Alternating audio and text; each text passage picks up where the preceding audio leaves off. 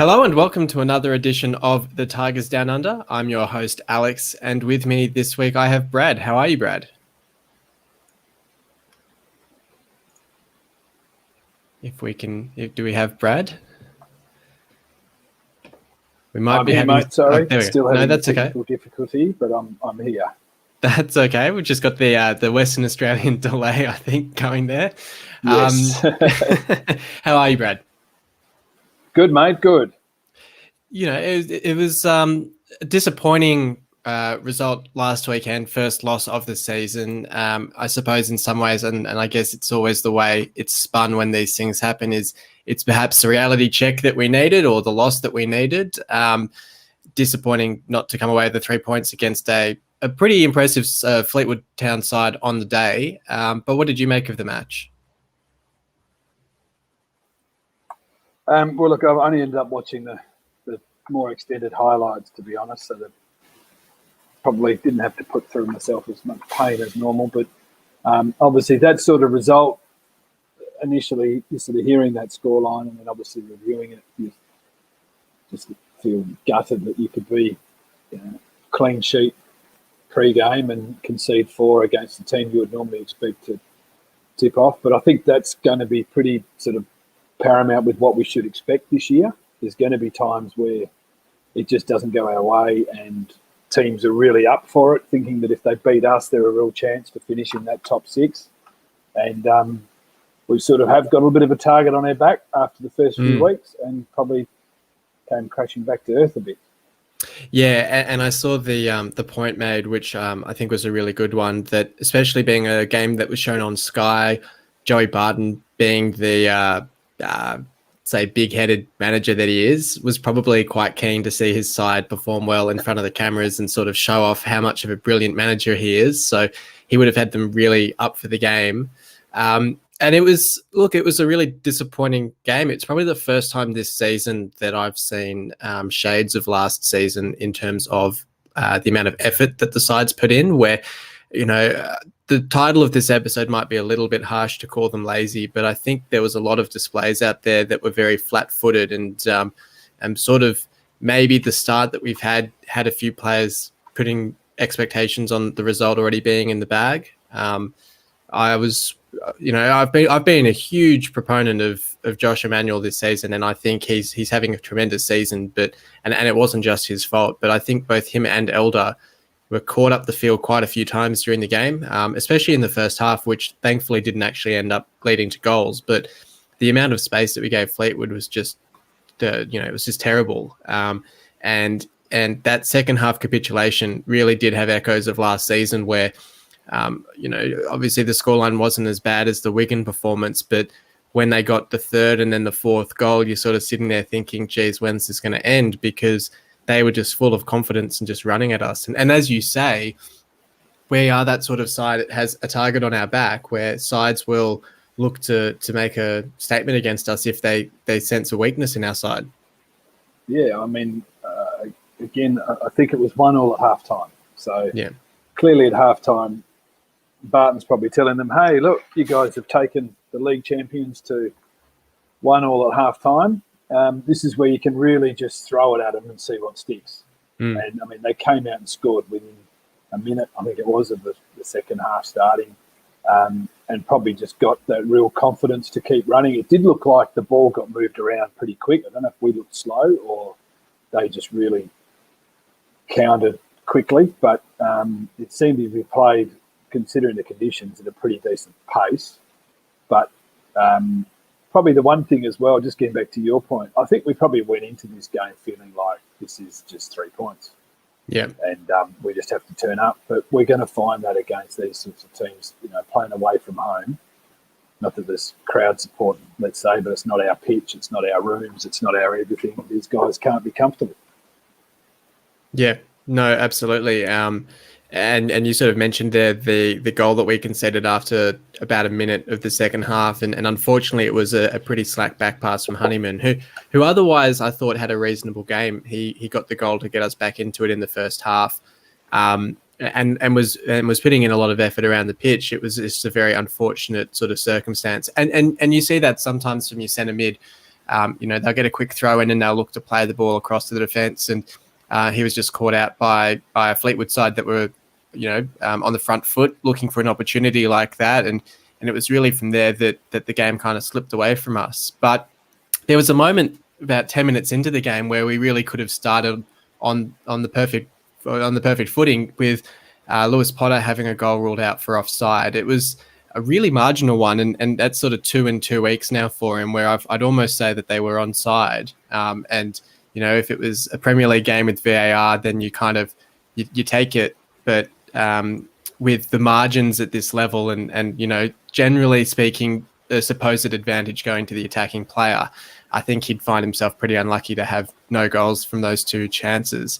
This one as well had shades of Giovanni on it. Giovanni would have been pretty proud of it. I don't know if you've seen it, but, taking a touch from that far out and then just curling it into the top corner away from the keeper was a pretty impressive finish for him. Yeah, look, it was. And I think probably, it's, what it's like when we talk about these things before. I'm sort of normally a bit negative about conceding goals and these sorts of things. But, I mean, there's a lot about the fact that Fleetwood were up for it. And in a lot of sense, I think, I do think that KLP's goal probably wasn't offside from what we saw. That could turn things around pretty quickly. All of a sudden, the result's not looking like 1-1 at half time, but maybe we're ahead. And but again, that's just the way it sort of works. But I think at least the quality of the finishing was very good, especially in those conditions. Yeah. And look, and credit needs to go where it's due as well. That I thought Saunders for Fleetwood was really impressive, and on another day could have had a hat trick. He was a real live wire for them, and it's sort of those displays at this level where it's almost which players are more hungry for it, more energetic, and just sort of if you have any sense of sitting back or not being at 100% as we were on the day, you're going to get exposed by those hungry players. Yeah, and I think probably that, the momentum of the game obviously got taken away early in that second half, but that's probably the only time I felt like we really needed to sort of not panic, but be on the back foot a bit. I still think we were good enough to score that second goal, if not a third, if not a fourth, and obviously it goes the other way. But I think probably at the moment, the only thing that I thought probably it was just a little bit of that tactical change in the second half that didn't quite add up a little bit to me. And that was just more around the fact that we sort of seemed to make that little tweak in the middle of the park and probably didn't need to at that point anyway. But that was when we were 2-1 down. It was almost like we reacted to being 2-1 down and started making a bit of a change where I think we should have just actually pushed on even further. Yeah, I thought it was interesting. I think it was batty off for Meyer that first change, and it really weakened that central midfield because it meant that at a guess, I think it was it even someone like Adelican or someone who dropped deeper, or maybe it was Wilkes, because we suddenly had 4 wingers on the pitch essentially because you had KLP, Adelican, Wilkes, and Meyer. And you lost that body in midfield, and it just felt like they were able to play through us a lot easier. Yeah, and I think, if you look at how that game opened up, I think it's total reaction to what you were just saying about the way that structure was for that last 20, 30 minutes. And it did seem to be sort of like we really opened up and let them through. And I'd imagine if you're the back four and you're looking at the tape of that game, you'd be saying, okay, look, at half-time, not great, but, 1 goal down at half-time. But then to concede 3.5 when we should have probably scored a few ourselves, wasn't great. And then, of course, that makes the back four and the keeper look a bit indifferent as well. I'm sort of glad that I haven't seen too much criticism of Ingram's game, because I think, as you say, when you concede 4 goals in a game, it would be quite natural to start to sort of point fingers at the defence. But I've sort of suggested that the fullbacks might be a little bit to blame, but I don't think Ingram in any way had a poor game. I thought he had a few really good saves and probably helped keep the score down a little bit, if anything. But none of the goals really seemed to be something that he could have done much more about. Difficult to pick a sort of a 3-2-1 for best on field from a game where we lose 4-1, but we're going to certainly try. I'll start with mine, Brad, and it was genuinely quite difficult to find 3 players that I'd sort of give a pass mark to from that display. But I've gone with Doherty for my 3 votes just because I thought, when you look at players and sort of Honeyman of a similar ilk of just at least putting that effort in and giving everything on the pitch, I thought he worked really well up and down the pitch and was sort of at the heart of all of our good chances and was sort of the one tracking back and helping the defence as much as possible as well. I gave the 2 to KLP. I think, outside of Wilkes's chance that led to Honeyman's goal, I thought KLP looked really dangerous. We already talked about his offside goal as well, which could have turned the match in our direction as well quite early in the match. And then, as I said, Wilkes for the 1 vote. I think Wilkes, by virtue of creating the chance that led to our first goal, I've sort of been a little bit harsher on Honeyman just because of his part he played in them going ahead. But yeah, it was a tough one to find 3 players for.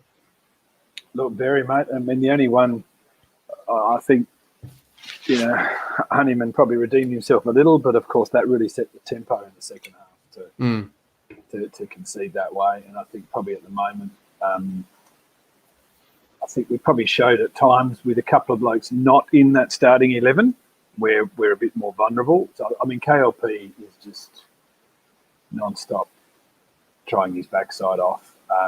But yeah, I'd struggle to do a 3-2-1, to be honest. I think we'd be giving a 1 to give one. But I still think if we had more of that KLP in that second half, we don't. And it's not even skill; it's more just his endeavour and the way they. The best way to sum it up was even in the first half there was holes, but we filled them, and we had 10 outfield players put a pressure on. But as soon as that second goal goes in after half time, we almost were like 10 guys moving around a jigsaw puzzle, letting them walk through. The pressure had just dropped off, and it may have even coincided with the substitutions. It did sort of feel like that with the initial substitution, but it's all about pressure, doing the hard stuff. KLP just doesn't seem to stop. No, absolutely, and I think it's probably the reason why Smallwood's been so good as well. Yeah, he's been doing that job beautifully. So. Yeah, and I think it's part of why we've been so frustrated before this season that KLP wasn't starting more games, because he's always one that you knew was going to put 100% in and had his heart in the right place for the club. And you see whenever he's on the ball, he's looking to get forward and to attack. He's not, passing sideways, passing backwards, uncertain what to do or losing possession. He's one that's always on the front foot and looking to do right by the club. Yeah, definitely. We'll look at, to some of the off-field news from this week, and surprise signing, sort of out of the blue, Henry Kumwinder signing from Leeds, predominantly, I assume, as an under-23 signing. He was linked with Liverpool, I think, as recently as last year, but he's had a few injury issues, and he's just signed his first permanent contract with the club. So good to see that the club's still sort of restocking our under-23 ranks. We've had a few gems come through from there in recent years, and to sort of keep that going is always a really promising sign.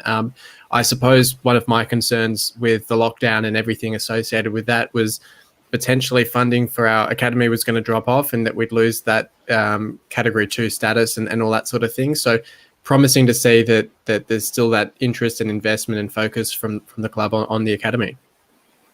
Yeah, look, it is good, and I mean, I think we talked about this at the end of last season, is that squad numbers and size of squad and depth of squad, and in this case youth, is what we haven't had at the club for a long time. And by that I mean like bulk numbers. We can still go back to the start of last season, having a pretty limited squad before the first game and all this. So anything we can do at the moment that's putting potentially a 10-year player into the mix is a good thing, and that's obviously how we're going to build our way up. Irrespective of what happens this year, we're not going to end up back in the championship and surviving unless we build on that sort of growth avenue of what we've got. So I really like the idea of signing the younger players, especially seeing we've got a couple of good experienced hard heads in the team already. But if you look at back basically what happened yesterday, it probably shows we still don't have enough of them.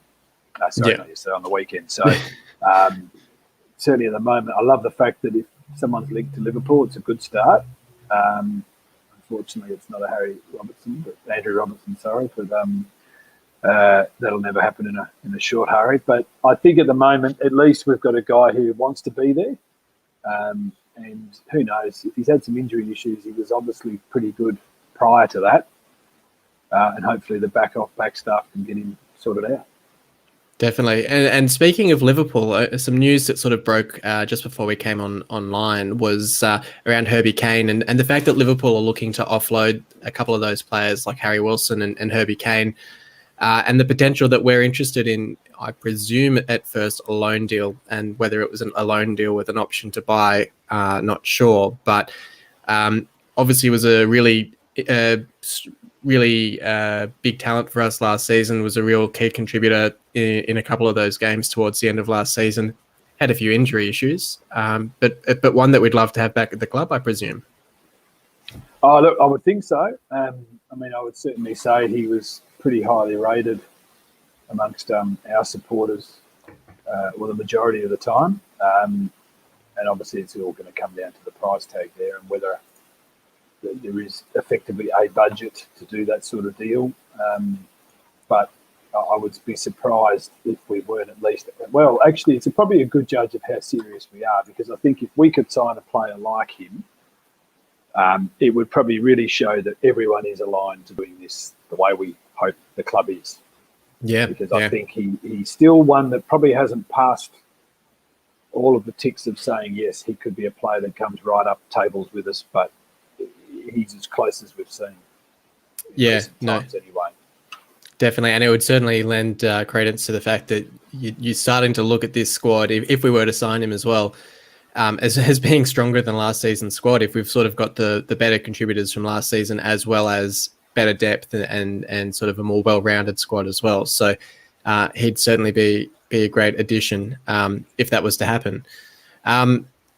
Looking at the manager and that side of things, we sort of, funnily enough, Mike and I talked last week about what would happen if we went the whole season undefeated, and the fact that City fans' thoughts on McCann wouldn't be necessarily swayed. And sure enough, a week later we've got our first loss in the books. As Mike sort of worried last week that the last time he was on was before the Wigan defeat, so he's not setting a great reputation for himself. But what do you think it means for McCann's future with the club in the short term, or how important? And we'll talk about the next two games in a little bit. But how important is it that the club really bounces back from this and doesn't let it become a trend this season?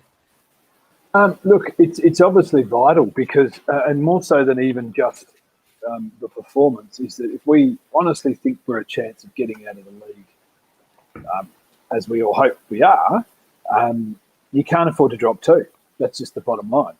And if you look at any of the teams that have just missed out in recent years, they would pick, and again, I've got no real sort of fact behind this, only than looking at league tables, but we know how tight that top two or top four or top six can be.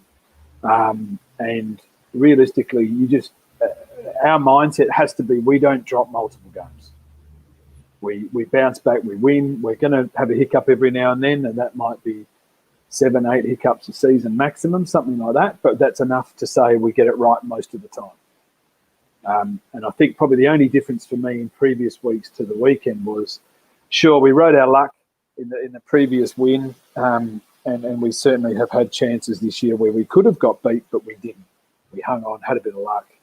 And I think a lot of that gets back to the grit and sort of determination of mainly the midfield, but that sort of collective middle of the park not giving an inch type mentality, and then we've just been totally opened up. And look, maybe Barton don't obviously have lots of good things to say about him, but maybe he'd really done his homework too and said, hey, this is the way you can open these guys up.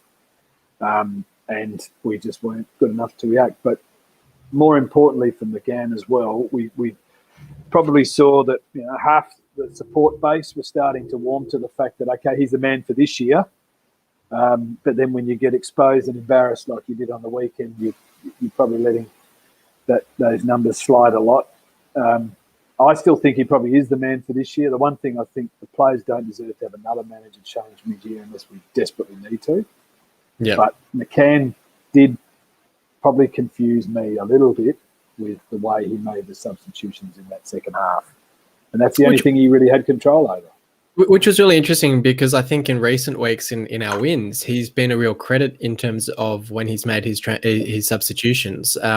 I can think off the top of my head of Meyer coming on late in the game against Crewe, I think it was, to get the assist for Wilkes. And you even look at the fact that we had Wilkes starting as a centre forward against Leeds in the Cup as sort of a masterstroke that got us the win in that game as well. So his tactics this season have surprised me to a large extent, given the way that last season went with him. So it's a surprise at how poor I thought his substitutions were in this game against Fleetwood. And I sort of wonder if he's panicked to an extent in the game when he's made that change of bringing Meyer on and sort of throwing another forward on to try and get a goal. I saw a really interesting stat that I think, I don't know if he's never beaten Fleetwood or if Fleetwood just have a really good record against McCann or something like that. But they clearly have the wood over him at a few different clubs. So I wonder if I'm not sure if Barden might have been the manager there for those previous encounters and therefore has a really good grasp on McCann's tactics and style and sort of just has a good read on him, as you say, and sort of knew how to counter him. But it was a really disappointing game. And I think you're right. I think the players don't really need another managerial change mid-season if we can avoid it. But my worry to an extent is if we do have another defeat in our next game, or if we kind of stumble over the next few games and pick up maybe 3 or 4 points over our next 4 or 5 games, there will be mounting pressure and a lot of noise around the club to put pressure on the owners to make a move. We know the owners don't necessarily listen to the supporters at the best of times, so that might not mean much. But look, it's going to be a really interesting couple of games coming up for McCann, which we'll cover after we look at our player of the week. So we'll move on and talk about our player of the week, which is Josh Magennis. And just before we do that, I will give a shout out to the Wise Men Say podcast, who are a really great new podcast that's just started up in the last few weeks for City supporters. It's a couple of lads over in Hull doing a really great podcast to listen to. And they have a feature each week where they're doing a Hull City alphabet, and they're sort of working through the alphabet and discussing players. I think their episode that's recording today or tomorrow is going to be the letter E. So there's a few really good names in there. Funnily enough, Josh Emmanuel has a similar story to Josh Magennis. So looking at Majennis this week, but he was also one to join on a free from Bolton and probably hasn't had as terrific a start to his City career as Emmanuel has. But 5 goals across 33 league appearances for us between last season and this season, along with 2 straight red cards as well. So a bit of a feisty character. An interesting fact that I picked up on him, which I think I'd heard before, but the fact that he was a goalkeeper all through his youth career up until I think the year before he turned pro, and then basically became a striker and turned professional as a striker. And, you know, you sort of, us being here in Australia with Aussie rules and other sports, you sort of get those players who'll move around the pitch, but you don't see it as often in football, and particularly with goalkeepers moving to outfield or vice versa. I mean, I wouldn't be able to think of a player who's gone from outfield to goalkeeper, but still going from goalkeeper to outfield is pretty rare as well. So an interesting move for him. But what have you made of his career at City so far, and where do you think he can improve? Well, I think he probably, and again, I'm no expert on necessarily the position he's playing out now, striker, but I do think that there's probably a lot there that can be said about maybe he's got a bit of height to him. He's reasonably quick, and probably the only thing that's probably at an advantage for him anyway is he should be pretty experienced now after moving around a few different clubs, a few different setups, to be able to sort of know what's expected of that type of player, not just the goals, but obviously what else he does. And I remember it was something we may have even talked about when he first signed, or something. There was one of the fans at Bolton, I think it was, or even Charlton, somewhere where he was, they were actually talking about the fact that he does work well off the ball and positioning-wise. So maybe that's part of his goalkeeping background and being able to sort of view the pitch a different way. I'm not sure. Yeah. But certainly has a bit of something about him that could provide something. And I mean, certainly even the fact that he really scored this year is a good start. But I think probably the biggest thing it's going to be is he's going to obviously end up playing that second fiddle role a lot. And you know what it's like with strikers if they're not the number one at a club, whether that ego gets in the way. But I think he could be the sort of good, say, second part striker that we need. Well, and I kind of find it strange looking at the fact that he's our only really recognised international in our book. So he was away this week with Northern Ireland on international duty, which, I guess it is what it is. It's just sort of a funny one when you think that he's lining up in that starting 11 for them a lot of the time. And I think it was this international break, or it might have been the one before the season, where I saw a Northern Ireland scoreline flash up, and they had the little symbol for a red card that they'd had someone sent off. And before even seeing who it was, I was like, I bet that's Majennis. I bet that's Majennis. And I checked it, and sure enough, it was. So he has a little bit of a reputation for that. And as somebody that's not a stranger to cards on a football field, I can't be too critical of him for that. But look, I mean, talking about positives about him, I thought it was really telling that after the lockdown, when we came back for our fight to stay in the championship, there was the comment that even after being subbed off, he was the loudest voice on the sideline, sort of bollocking everyone and trying to get everyone organised.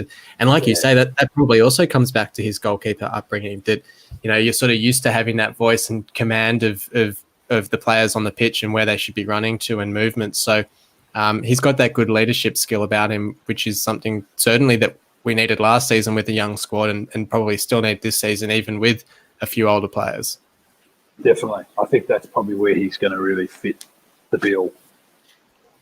Yeah, and we're going to need plenty of leadership for these two games coming up. So we'll talk about the first of those now, which is against Rochdale this weekend. I think it's the Saturday night, 2 a.m. slots these days now for us over here in Oz. I guess a bit earlier for you, Brad. It would be 11 p.m. for you, which isn't as painful. Yes. I mean, the biggest talking point for Rochdale, I have to say, is the fact that Super Paul McShane's lining up for them.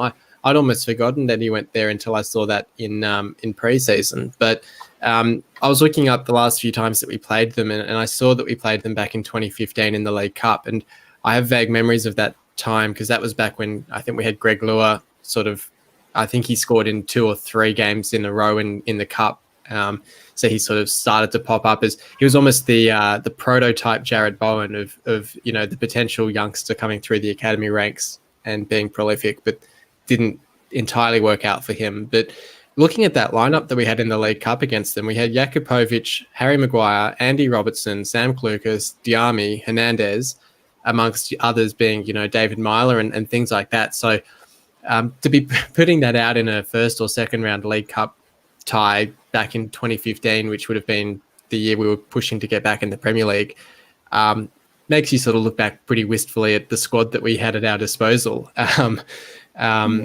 those times. But, other than that, we haven't played them since 2004 in League One, and we've beaten them the last 3 times we've played them. So not a whole lot else to say about them. They do have the merit of having beaten Fleetwood this season, which is something that we haven't managed to achieve. So they've got that going for them, and they've got McShane at centre back. So what do you make of this game?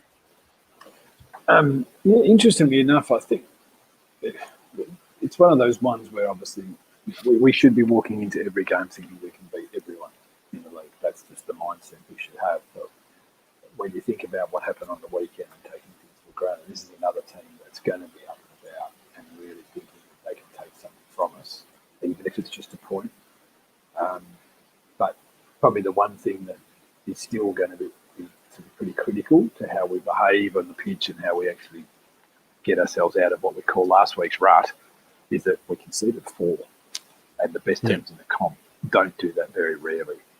In this case, we've got a team here that I think may have only even scored 4 for the year to date. So you've got to be able to say these are the teams that even if it's 1-0, who cares? You just pick them off and move on to the next week and say, yep, that's where it's expected to be, and that's where we're expected to be, and don't expect anything else.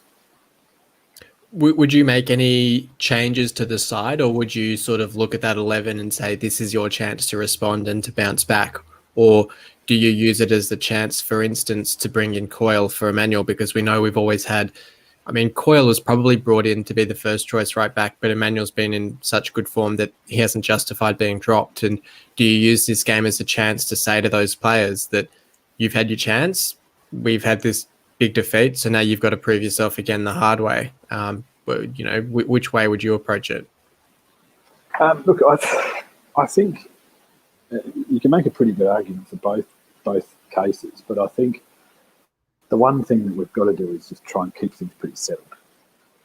And you know, you can think back of all the, you know, talk about glory days, whatever it may be, even other teams. The ones that are really well settled are the ones that get through the year without much fuss and end up getting promoted. And I still remember a couple of years where we've been promoted based on good defensive mindsets, but just happy to grind out results and not get too flashy and, you know, be a unit, so to speak. And really we've got to sort of look at, okay, if that was the exposure we got last week, what was wrong with both the players and the selection of those players that opened us up? So I do think at the moment that I wouldn't necessarily be going and taking 5 players out, but I do think that it may even be just a tactical way to say, hang on a minute, don't just think you're the best team in the comp and walk out there and play a more aggressive midfield with guys attack, but grind out 30 minutes. You know, especially you get hurt on that first goal all the time. That's something that was common last year. Yeah, we thought we, you know, forget the results. We shouldn't concede anything in the first half. That should be our mindset. We've got the quality to do something in the second half all the time, as long as we're not 2-1 down in the second half. Yeah, and I think that's it. I think against most sides in this division, we will have the stronger bench. We will have the deeper squad. So you're quite right. I think if we're not conceding the first goal, or if we're going in a strong position for the second half, we should be able to grind down or outrun any side in this division. So whether we use that mentality for the next few games just to get us back onto the sort of form that we were in, maybe that's the way we go about it. How do you see this game panning out in that case? Do you see us getting back to winning ways? Look, I think we will. Yeah, I think there was probably some really good lessons. And I imagine they've watched the tape a few times now, and they would have seen what we all saw at home. And that was, it did really appear. Probably the best way to sum it up was disorganised. Yep. People looking at each other, wondering how did that happen? Where did this go? Like, just, you know, their heads were wobbling. Whereas if you talk about being bonded and tight and, you know, that cohesive unit, that's what we've got to work on more so than even the result this week. I think if you grounded out a nil or draw, but we were tight, probably wouldn't be happy to take it and say, you know what, we build from there. But yeah, I did feel sorry for KLP a bit as well, because he just seemed to be, even up front, he seemed to be the most defensively minded player we had, because he was running and running and running. Whereas if the guys were just thinking a little bit more about what is the extra 10, 15 yards I can do, it just wouldn't have happened. Yeah. Fair enough. I'm probably the same. I probably think we'll be able to scrape out a win. You know, it will be alarm bells, though, if we are to concede first in this one. I think that will be the sort of the disaster scenario for me, is if we concede in the first 5 minutes or so. I think that could be, you know, sort of a big moment in our season if that were to happen. So, you know, knock on wood, it doesn't. Knock on wood, we can get back to a clean sheet and a 1-0 win, even if it's just 1-0, just to get the 3 points on the board and sort of stabilize things, and then sort of 3-1, mate. Panic voices. 3-1, McShane to score at both ends. Yeah, he can score right at the both he ends. can score from the corner at his end and put an own goal in for us as well. You know, tribute to his first season with us, I guess, back in the day. Yeah, that's it. Well, speaking of former players, we also face AFC Wimbledon midweek. It's the first round of midweek league games for the season. And we're coming up against a former City player managing them in Glyn Hodges, who was only with us for the one season back in 97, 98. Did manage 4 goals from 19 appearances, so not too shabby. But he's been manager at Wimbledon since September 2019, I should say, and got them to 20th last season. So he kept them up in League One, which is a tremendous achievement considering where they've come from as a club, as essentially a new version of Wimbledon. And so it's the first time we've played AFC Wimbledon, but I don't think we've even played Wimbledon as it used to be since the 80s. So a long time between drinks in that sense. And thankfully for UK supporters, this is a home game. So it still keeps open the door of a ground tick possibility later in the season if fans are back in the grounds for that. They've sort of been the opposite of Rochdale, where they managed 4 goals in one game against Plymouth. But they also have the little badge that says "We beat Fleetwood this season." So between both of our opponents this week, they've both achieved something that we haven't, which is a win against Fleetwood. So they've got that going for them. But I guess in a similar vein to Rochdale, I guess you'd look at this one as another one that, whilst it's potentially a tricky game, depending on the mentality of the players, it's really one that we should be putting away. Well, yeah, definitely. And I think as well, probably they will probably feel a little bit up and about if they've got the points they have, considering where they finished.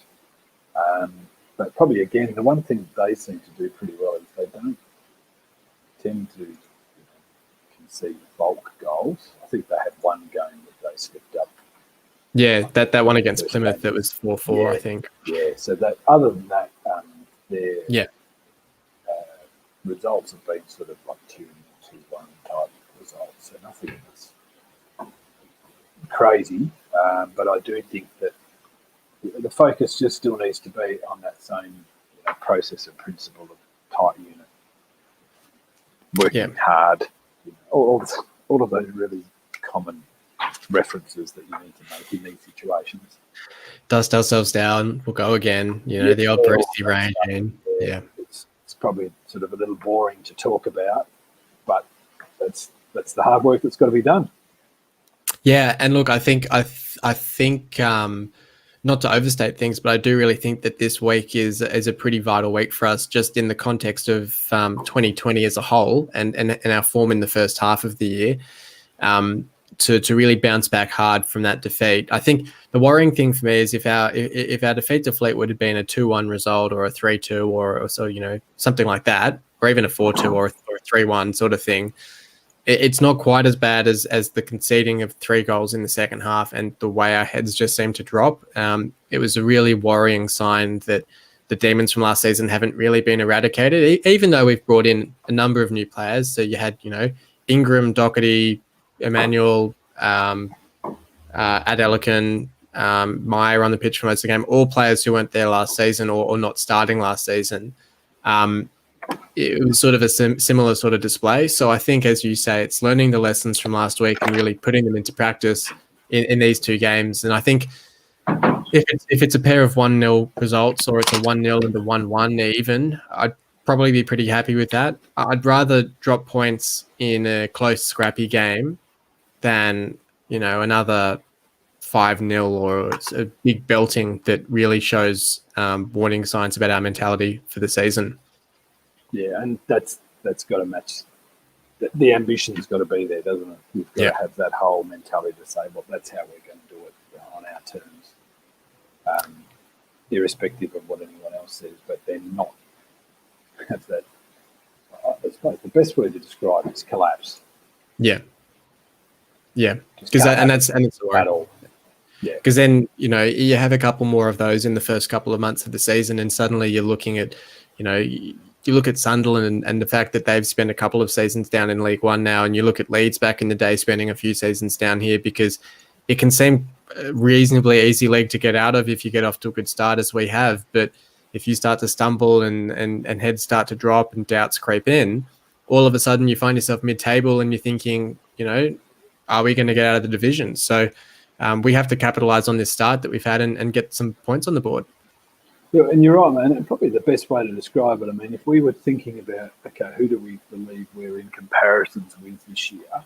Sunderland are a prime example of a club that we should be fighting to get out of the league with. I don't think they'd conceded a goal before last week.